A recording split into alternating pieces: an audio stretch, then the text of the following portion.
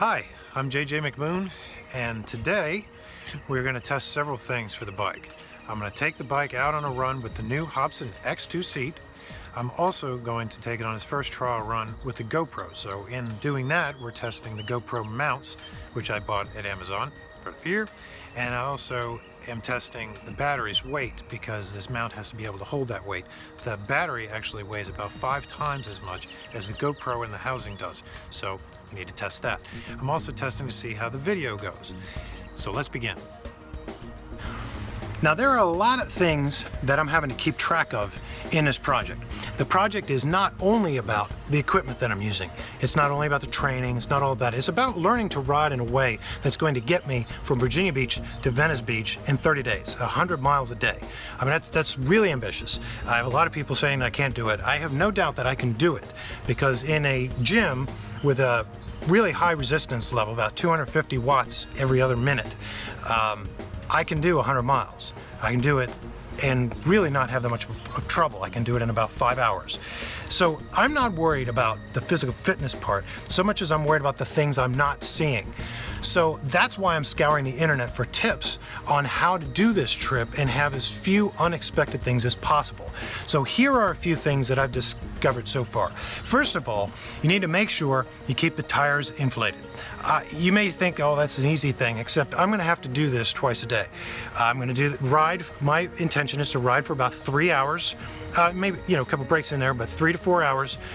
Inflate my tires, then ride another 3 to 4 hours. It's my goal to get the 100 miles in no more than 8 hours, and really the goal is about 6. I'm not racing, but I'm gonna try to keep between 15 and 20 miles an hour with the weight on the bike. Okay, so keeping the tires inflated. 2, keep the chain lubricated.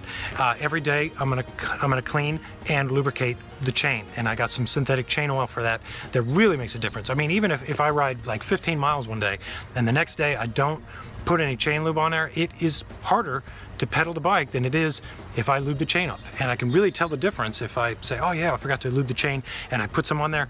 It's really awesome. So that's the other thing. These are the 2 basic things. The third is weight management. I need to do 2 things. I need to keep my weight, overall weight, myself as well as the equipment I'm carrying, down, and at the same time I need to train for carrying that weight. Now the bike is not quite ready to do pannier runs where I pack the bike with everything that I'm going to take on the trip. I'm not quite there yet. I won't be there for at least another month. However, I can start training with different ways to see how well things perform. And what I did this morning is I put on a backpack. Now I have had some back issues in the past, and I need to be mindful of that because I get a back issue on the road, that pretty much kills the whole trip. So I need to be mindful of that. It's not my goal to carry much on my back. However, my backpack is going to carry my camera, which with a lens is going to be about 8 to 10 pounds, give or take, as well as a couple other miscellaneous items that I may have, like a flasher. I want to have a flasher on a light flashing on the back of my pack because I think it'd be easier to see than on my bike itself. Also, I don't want it to interfere with the GoPro that's going to be facing back on my bike. I want people to be able to see me very easily. And with the yellow windbreaker, which I may or may not be wearing all the time, I want to make sure I have a light on there. So I will be carrying a backpack.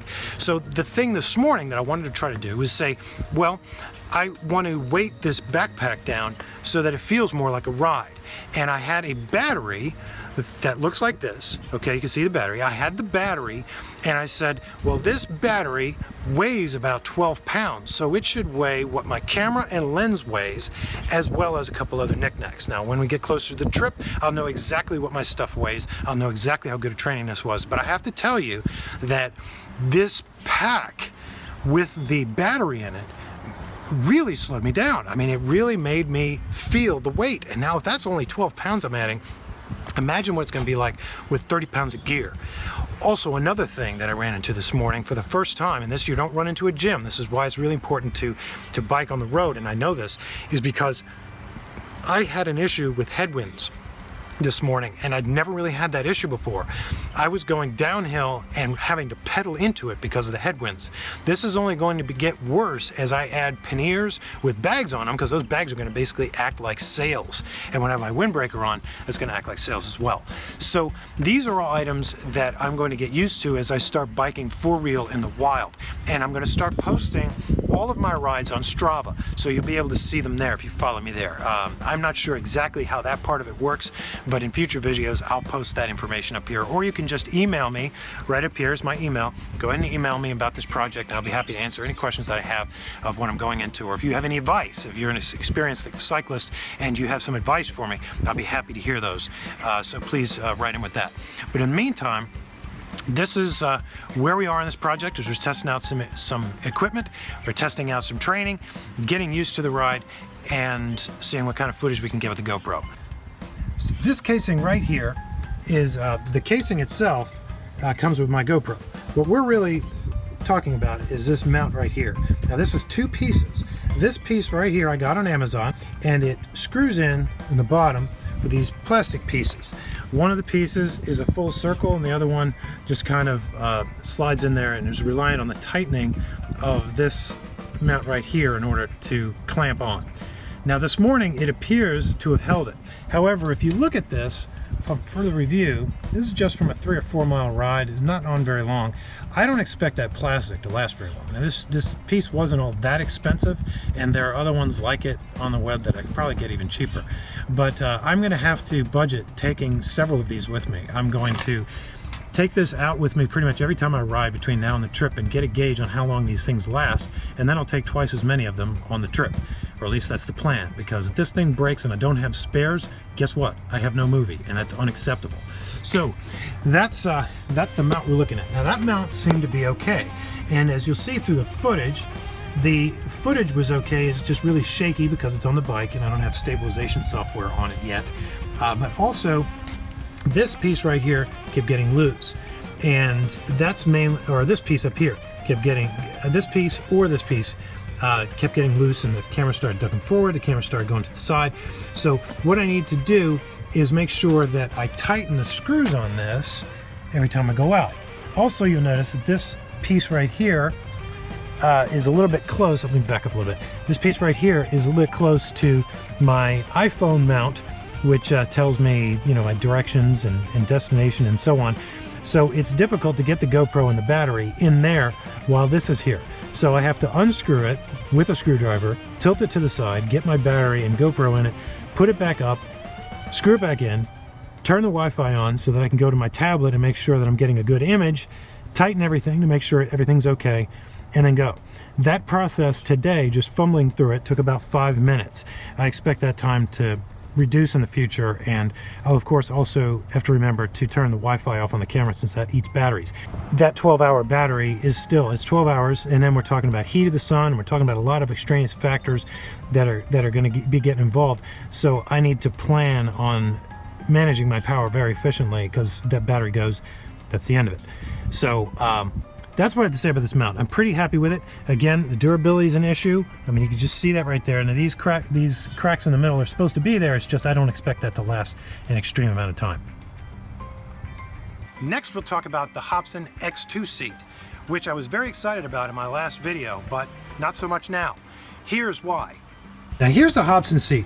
We saw this is the X2, okay, right up here. This is the Hobson seat that we saw in the last video, and again, I said that the padding feels really soft, especially compared to the first seat, and that's correct. It attached to my bike really easily on the rails, and I had it installed within 5 minutes of not having ever done that with this seat before.